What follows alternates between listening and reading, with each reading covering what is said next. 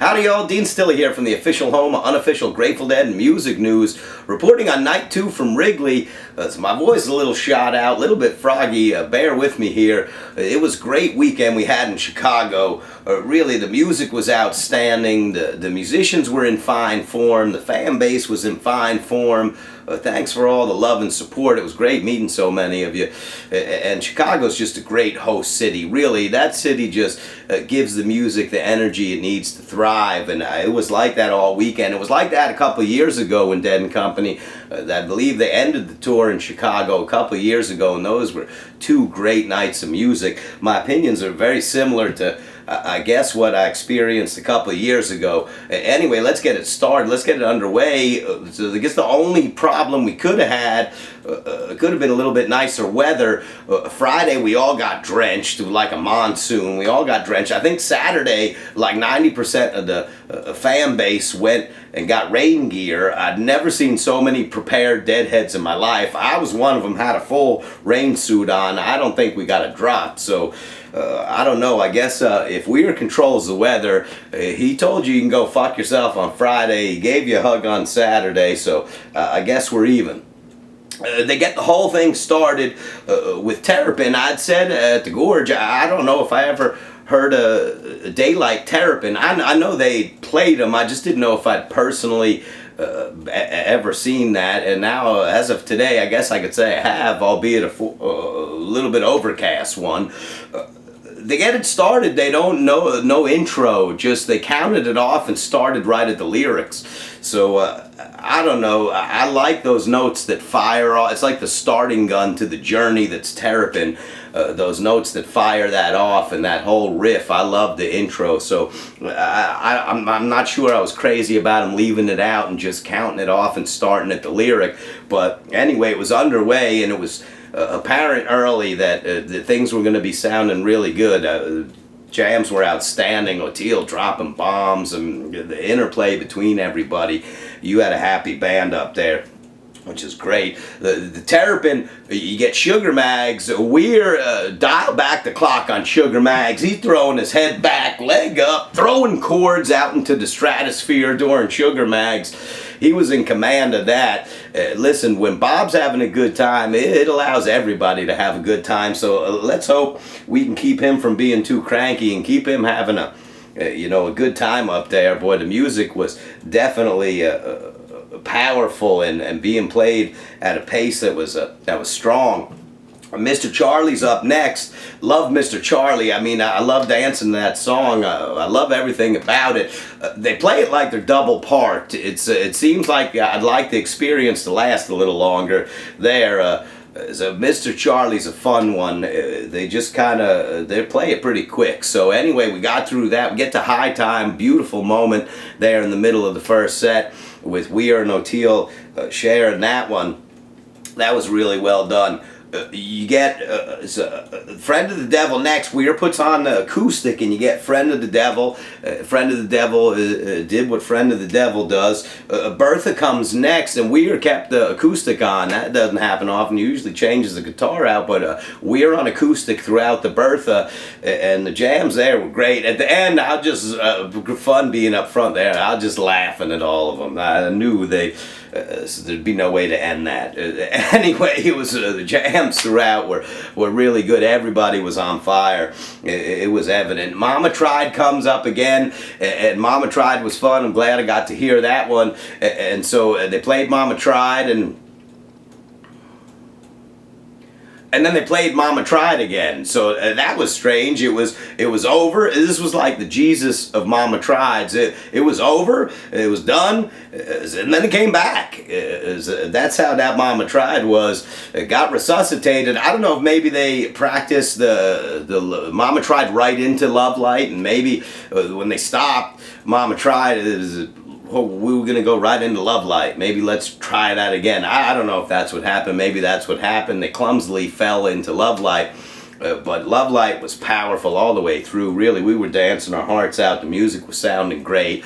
Everybody in the band is obviously having a really good time. As a friend of the devil, I'm happy as a motherfucker because Mickey's got the loafers back. I look up there, there is smiling ass Mickey, and he got the loafers again. So anyway, I'm happy that the loafers are back. I was watching him clap those things together during Friend of the Devil. It was great to see loafer reprise. So anyway, there's your first set. Everything played really good, and a great time had by all. Get the second set underway, you get just a Spanish jam that just created this, the whole environment was influenced by this Spanish jam. It just created such a mood.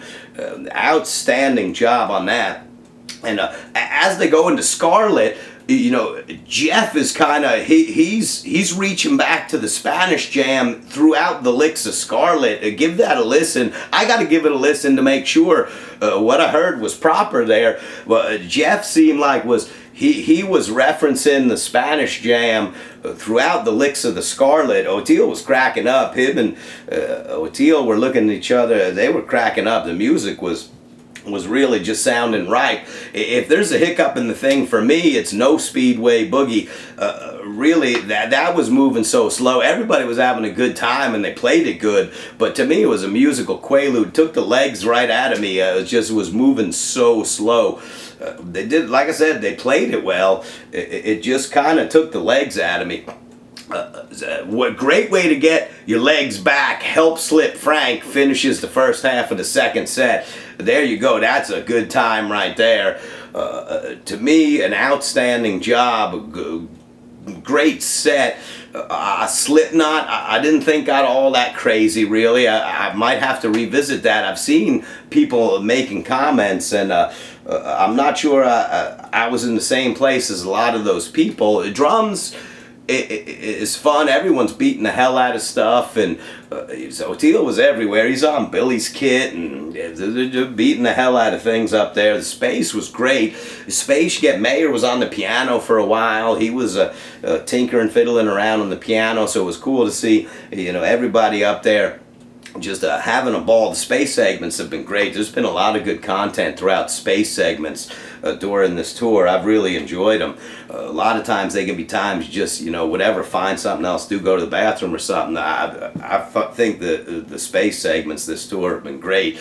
They started the other one, opening the show with it the night before. Here comes the second verse out of space. Is kind of heard a little bit of everything. They like tease days between. That's not going to happen. It happened last night. You hear a little Standing on the Moon in there. That was interesting, and they work it into a jam that brings you to the other one. Oteil sounds it off, and we're into the second verse of the other one. Standing on the Moon comes next. I was really hoping for the do there.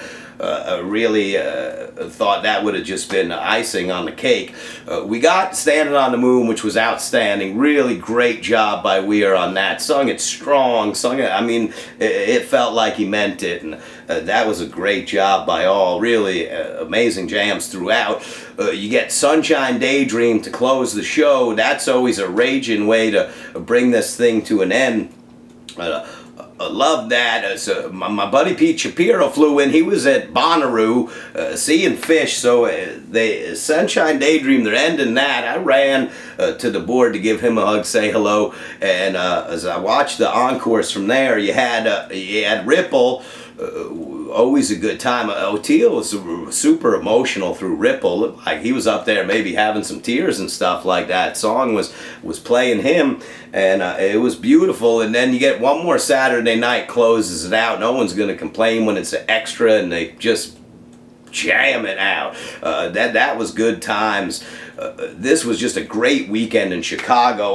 There's a lot of people I've seen out there that preferred the second night. Just like the last time in Chicago, I preferred the first. I thought the first night was the better of the two for me. That's just how it kind of all, my experience kind of put me in a place where I thought the first night was stronger than the second. They were both really strong nights, so it's just a conversation. I'm not sure anyone's right or anyone's wrong. This was a good weekend in Chicago. I hope they keep it up. They're going into Saratoga. They've been known to drop a stinker there in Saratoga. SPAC is no longer like the holy grail of dead shows. I don't think they've offered a whole lot there the last couple times through, so they got a lot of momentum behind them. They sound really good right now, and the chemistry in the band throughout the weekend in Chicago was dynamite. So anyway, there's your Chicago experience. I thought both nights were really good. I give the prize, from my perspective, night one takes it for me, but I could see how you could go either way. This was a great weekend. Love you forever. Talk to you after SPAC.